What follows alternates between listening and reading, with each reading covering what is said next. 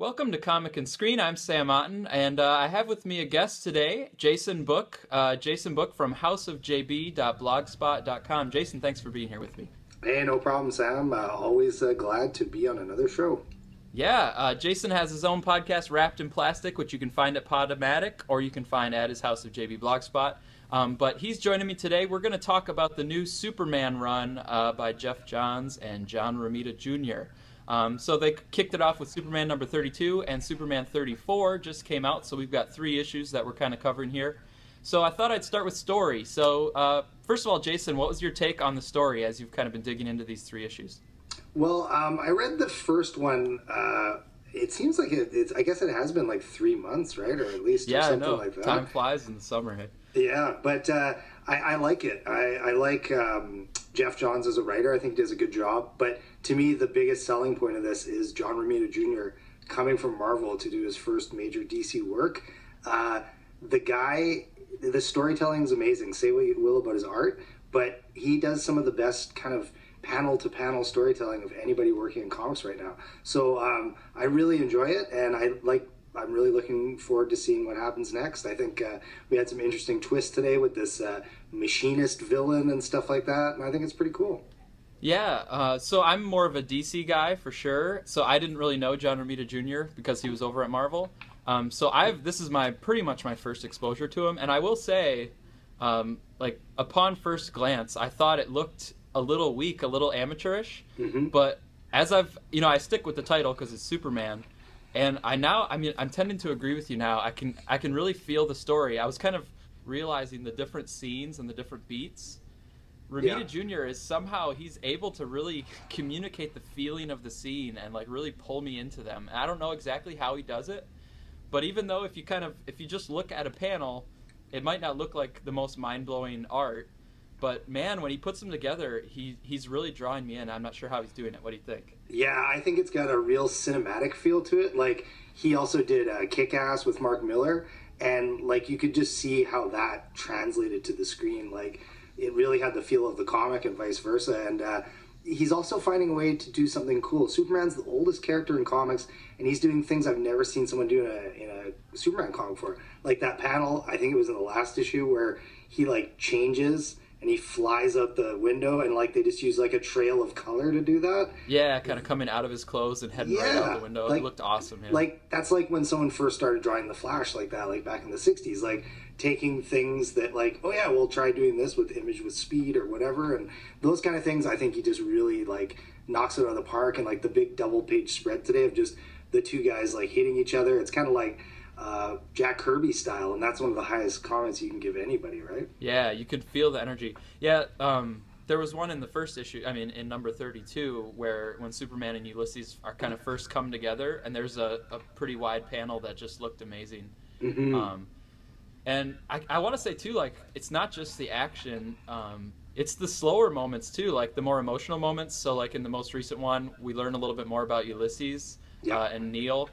And I don't know if it's the body language or the facial expression, but he doesn't, it's not that he's going over the top with detail, but he somehow just gets the body positioning and gets that feel just right, and it draws me in.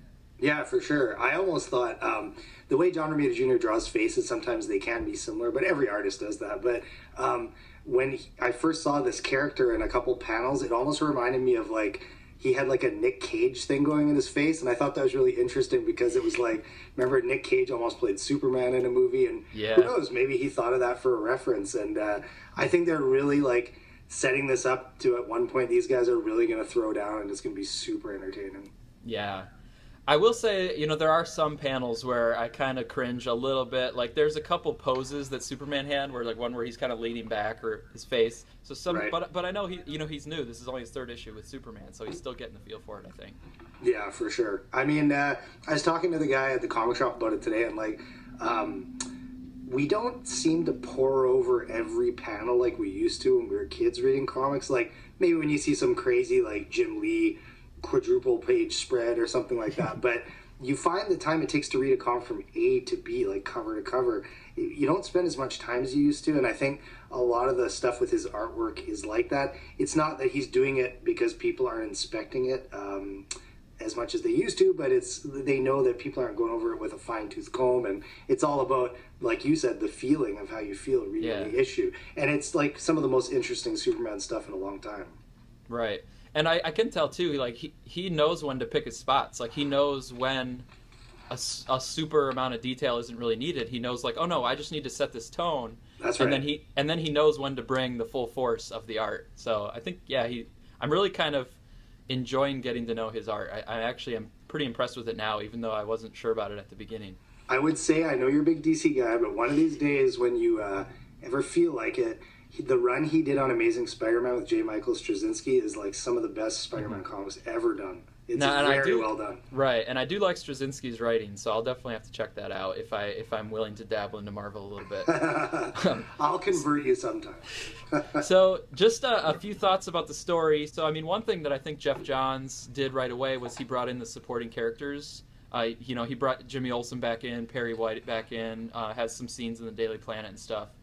So I feel like a lot of people were kind of looking for that to get this cast of characters back in. What are your thoughts on that? Most definitely. I know with rebooting the New 52, they've gone some different ways, and he's not with Lois, and he's with and he's not even at the Daily Planet. He's got his blog going on. That's right, yeah. And he's with Wonder Woman, and I kind of like that they're not bringing Wonder Woman into this because it's Superman's book, and Superman needs his supporting cast, and it's what makes him a more well-rounded character. And I like what they're doing with it.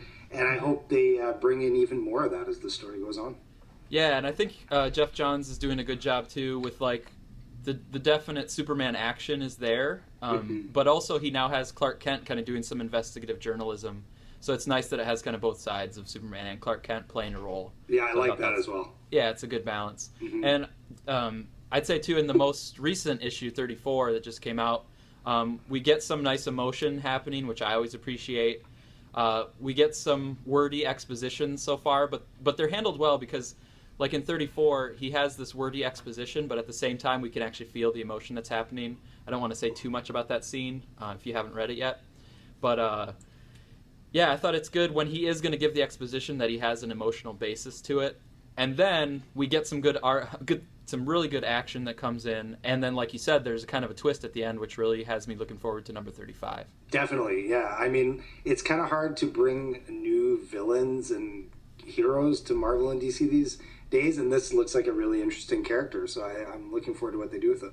Yeah, and kind of Superman mentoring Ulysses a little bit too. So I like the dynamic. I'm really excited about it. I'm going to keep reading it for sure. Yeah, I mean, I think it's really well done, and you know, like if you can just kind of take a second look at John Romita Jr.'s art, you know, it really pays off in the end. Yeah. All right, so we've been talking about the Superman run. I want to thank my guest, Jason Book. So check him out at houseofjb.blogspot.com. Anything else you want to plug there, Jason?